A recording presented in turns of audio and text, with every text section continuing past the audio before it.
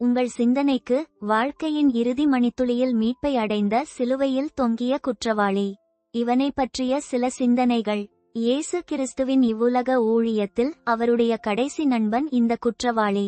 அதுபோல அவரோடு பாதாளத்திற்கு சென்ற முதல் தோழனும் இவன்தான்.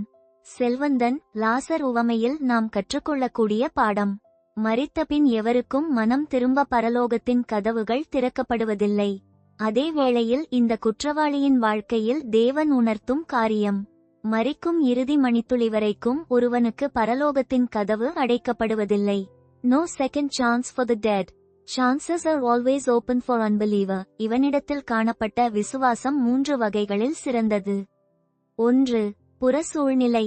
இவன் எந்த சூழ்நிலையில் இயேசுவை விசுவாசித்தான்?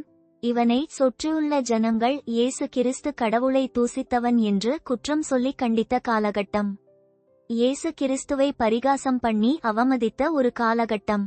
தன்னோடு கூட குற்றம் சாட்டப்பட்டவனும் அவரை ஏளனம் செய்த சூழ்நிலை. எருசலேமின் முழு அதிகார வர்க்கமும் அவருக்கு எதிராக இருந்த காலகட்டம்.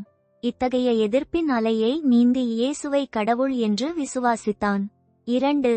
குற்றவாளியின் மனநிலை. சிலுவையில் தொங்கி மரண வேதனையில் பாடுபடுகின்ற ஒருவன் இரட்சிப்பை அடைய வேண்டும் என்று யோசிக்க முடியாத ஒரு சூழ்நிலையில் இந்த குற்றவாளி இயேசுவை ஆண்டவர் என்று விசுவாசித்தான். மரண வேதனையில் யார் இரட்சிப்பை பற்றி யோசிக்க முடியும்? அந்த நேரத்திலும் அவன் தன் இரட்சிப்பை குறித்த அக்கறையோடு இயேசுவின் மேல் நம்பிக்கை வைத்தான். 3. அவன் யாரிடம் நம்பிக்கை வைத்தான்? சிலுவையில் இயேசு கிறிஸ்து தன் மகிமையை இழந்து அவமானப்பட்டு நிந்தனை அடைந்து கடவுளால் கைவிடப்பட்ட நிலையில் காணப்பட்டார். அப்படி கைவிடப்பட்ட அந்த இயேசுவிடம் இந்த குற்றவாளி நம்பிக்கை வைத்தான். இதுதான் அவனுடைய விசுவாசத்தின் உச்சநிலை. இவன் மூலம் நாம் கற்றுக்கொள்ளும் பாடங்கள். 1. ஒரு மனிதன் மரிக்கும் வரை அவனுக்கு பரலோகத்தின் வாசல்கள் திறந்தே இருக்கும். 2. எந்த சூழ்நிலையிலும் மனம் திரும்புவதற்கான கதவுகள் அடைக்கப்படுவதில்லை. 3.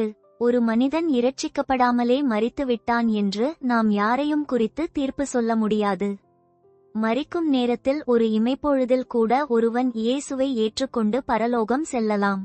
4.